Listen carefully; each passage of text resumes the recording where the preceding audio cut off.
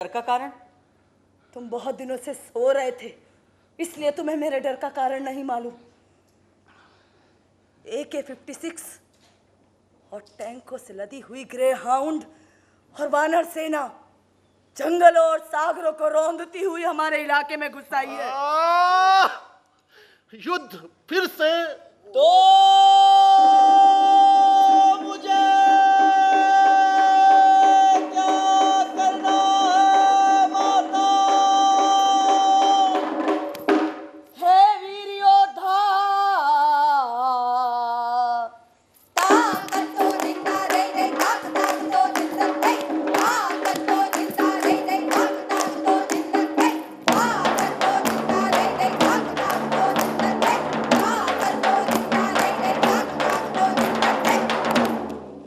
योद्धा, इस विकट संकट से हमारी रक्षा करो, इसलिए तुम्हें तुम्हारी चिरनिद्रा से जगाया है। जाओ और जाकर उनके विमानों और सेनापतियों को ध्वस्त कर दो। इस कठिन कार्य का बीड़ा उठाओ और हमारी प्रजा के कष्टों को हरो। हे अजय यमेंद्र, मैं तुमसे विनती करती हूँ, जाओ जाकर शत्रुओं का सर्वनाश कर दो और विजयी होकर लौटो। हमने जो बोया है वही काट रहे हैं। जिस प्रकार पाप शीघ्र अतिशीघ्र पापी का नाश कर देता है, उसी प्रकार हमारे लोगों को अपने दुष्कर्मों का परिणाम भुगतना ही पड़ेगा। हरे हरे राम राम।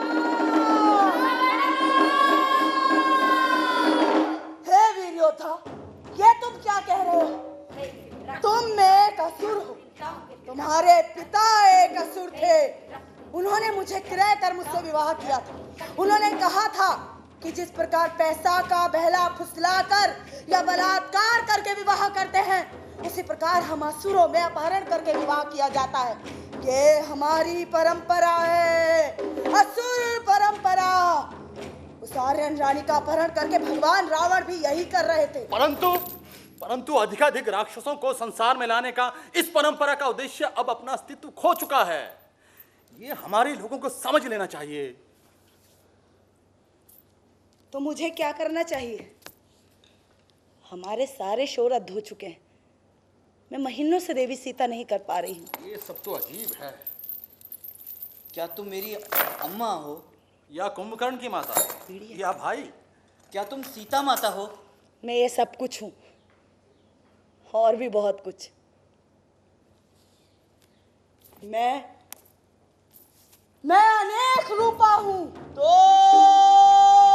मुझे क्या करना है माता?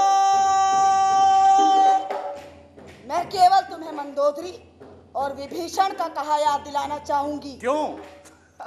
क्योंकि मुझे कॉमरेड मंदोदरी और कॉमरेड विभीषण के शब्द अच्छे और हितकारी लगते हैं। मेरी सलाह है कि आप हमारे लोगों को इस युद्ध में भाग लेने से रोकें। ऐसा मैं केवल स्नेह से कह रहा हूं, एक बेटा होने के नाते, ना कि योद्धा। और आप अच्छी तरह से जानती हैं कि शास्त्र भी यही कहते हैं, शांति शर्मनाक नहीं होती। आगे आपकी मर्जी, मैं आपकी आज्ञा का पालन अवश्य करूंगा।